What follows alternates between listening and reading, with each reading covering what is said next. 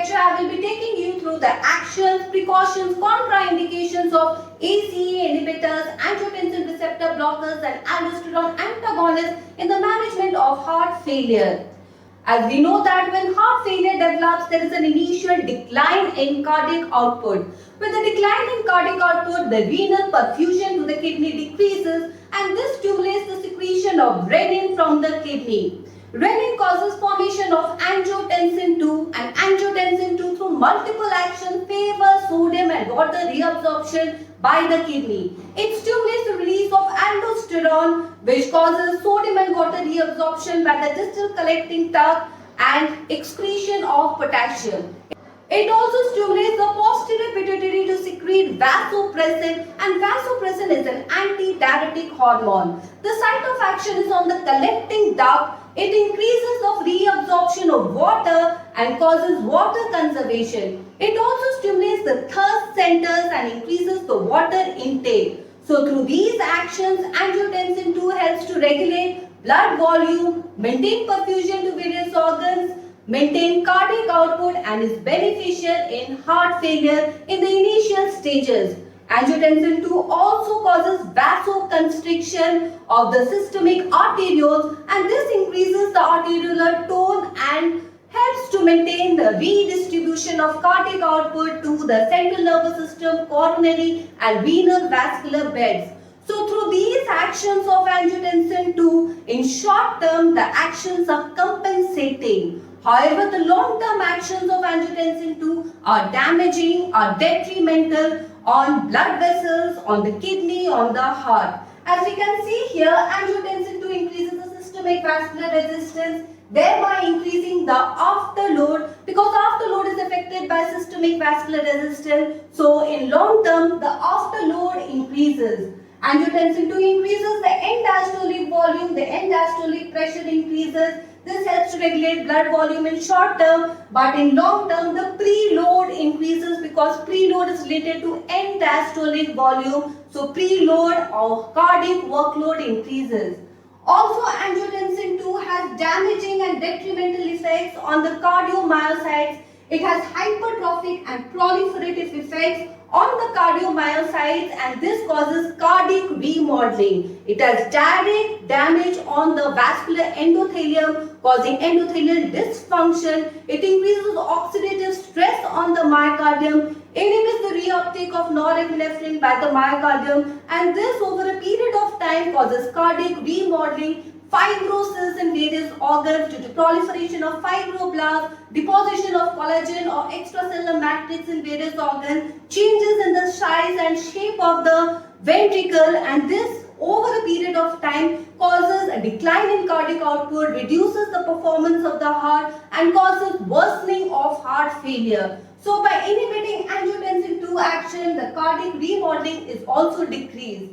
Angiotensin II also stimulates the release of norepinephrine from the sympathetic nerve endings and the release of norepinephrine from the adrenal medulla. So this increases the myocardial oxygen demand on the heart, the energy expenditure increases, the cardiac workload increases. So overall, angiotensin II has detrimental changes on the myocardium, on the kidney and produces structural changes and functional decline in various organs.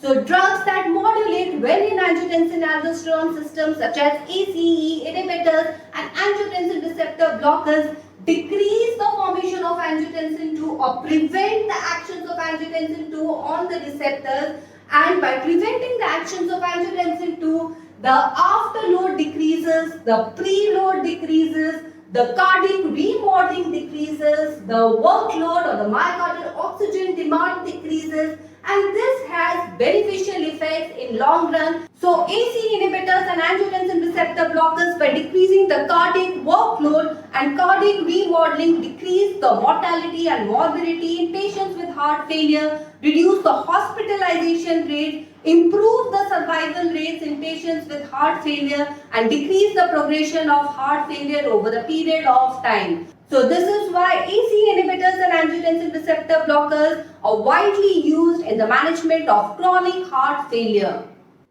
So now let's see what are the side effects of ACE inhibitors. Cough is a common side effect of angiotensin converting enzyme inhibitor. Due to inhibition of angiotensin converting enzyme, the degradation of bradykinin is inhibited. This causes accumulation of bradykinin, and bradykinin is responsible for causing cough.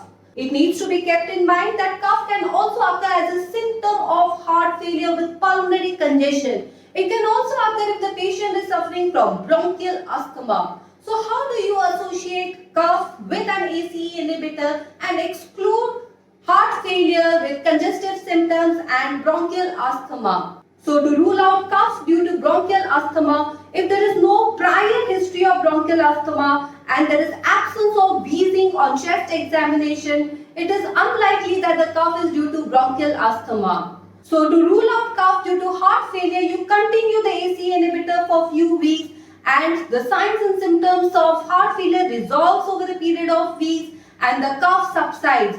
If the cough persists despite treating the ACE inhibitors for a few weeks, then the cough is due to ACE inhibitor and the drug needs to be discontinued. So the line of action is to discontinue ACE inhibitor and to switch over to an angiotensin receptor blocker which lacks side effects such as cough. The next side effect is angioedema. Angioedema occurs because of inhibition of ACE enzyme and accumulation of bradykinin, and bradykinin is responsible for production of cough and angioedema. So the line of treatment is to stop ACE inhibitor and to start treatment with an H1 antihistaminic and corticosteroid that helps to treat angioedema and switch over to an angiotensin receptor blocker. The next side effect is hyperkalemia. Both ACE inhibitors and angiotensin receptor blockers have the potential to raise serum potassium concentration. However, the magnitude of the rise in serum potassium concentration from ACE inhibitors and angiotensin receptor blockers is relatively small. The risk for hyperkalemia is greater if the patient has compromised renal function and in advanced heart failure. Also, the risk of hyperkalemia accentuates if the patient is taking potassium-sparing diuretics and potassium supplements, which increases the serum potassium concentration drastically, and this can increase the risk of hyperkalemia. So monitoring of serum potassium concentration and serum creatinine is essential in these patients. So now let's see what is the effect of ACE inhibitors and ARBs on kidney function. ACE inhibitors and ARBs influence the glomerular filtration rate. Glomerular filtration rate is defined as the fluid filtered from the glomerular capillaries from the Bowman's capsule in unit time. The glomerulus is supplied by the afferent arteriole and the efferent arteriole. The glomerulus receives blood from the afferent arteriole, or the blood enters the glomerulus through the afferent arteriole and the blood leaves the glomerulus through the efferent arteriole. So the glomerular filtration rate is optimal when the intraglomerular pressure is normal, and intraglomerular pressure is dependent on the balance between the afferent flow and the efferent flow. So there are states when the afferent flow decreases, such as in low volume states or in low pressure states. For example, in hypotension, when there is a decline in cardiac output, hypovolemia, dehydration, hypoalbuminemia, where there is excessive loss of plasma proteins, decreasing the oncotic pressure and decreasing the glomerular filtration rates, obstructive lesions in the kidney such as renal artery stenosis, decreases the afferent blood flow, decreases the glomerular filtration rate and leads to worsening of renal function. As a protective mechanism in low flow or in low volume states, the renin-angiotensin-aldosterone system is activated, leading to the formation of angiotensin II. Now, angiotensin II acts on the efferent arterioles, causing vasoconstriction of the efferent arteriole. And because of constriction of the efferent arteriole, the blood is directed into the glomerulus, and this increases the glomerular filtration rate and helps to maintain the glomerular filtration rates in low volume or low pressure states. So the action of angiotensin II is protective, it is compensatory and is essential as a protective mechanism for our body and decreases the functional decline in the kidney. When a patient with low volume or low pressure state is administered ACE inhibitor or angiotensin receptor blocker, it decreases the formation of angiotensin II and decreases the action of angiotensin II on the efferent arteriole. When the action on efferent arteriole decreases, the vasoconstriction is inhibited. Vasoconstriction is a protective mechanism. It helps to maintain GFR. So the effect of vasoconstriction decreases. So this causes a decline in GFR. This exacerbates renal function decline. So the renal function further declines because of decrease in GFR and the serum creatinine is increased. Therefore, ACE inhibitors and ARBs are contraindicated in bilateral renal artery stenosis and other low volume and low pressure states as mentioned. Let's now shift our attention to aldosterone receptor antagonists that are useful in the management of heart failure. These drugs, by antagonizing the mineralocorticoid receptors that are expressed in the distal convoluted tubule and collecting duct, thereby inhibiting the reabsorption of sodium and water, decreasing the salt and water retention by the kidney. So this decreases the preload and the cardiac workload on the heart and improves the performance of the myocardium. Chronic high levels of aldosterone are known to promote fibrosis in various organs and cause damage to the vascular endothelium, increase the oxidative stress, causes cardiac remodeling in various organs, and this causes structural and functional decline in various organs such as myocardium and the kidney. Therefore, aldosterone receptor antagonists, by antagonizing the actions of aldosterone, reduce cardiac remodeling, reduce fibrosis in various organs, reduce mortality and morbidity in various patients, improves the clinical outcome, improves the survival in patients, reduces the hospitalization rates in patients with heart failure. Therefore, aldosterone antagonists may be combined with the other treatment options for improved clinical outcome. The drugs that act as aldosterone receptor antagonists are spironolactone and eplerenone. Hyperkalemia is a common side effect that is associated with both spironolactone and eplerenone. But studies have revealed that spironolactone can be increased to a dose of 50 mg if heart failure worsens without evidence of hyperkalemia. So it is safe to increase the dose of spironolactone to 50 mg if there is progression of heart failure.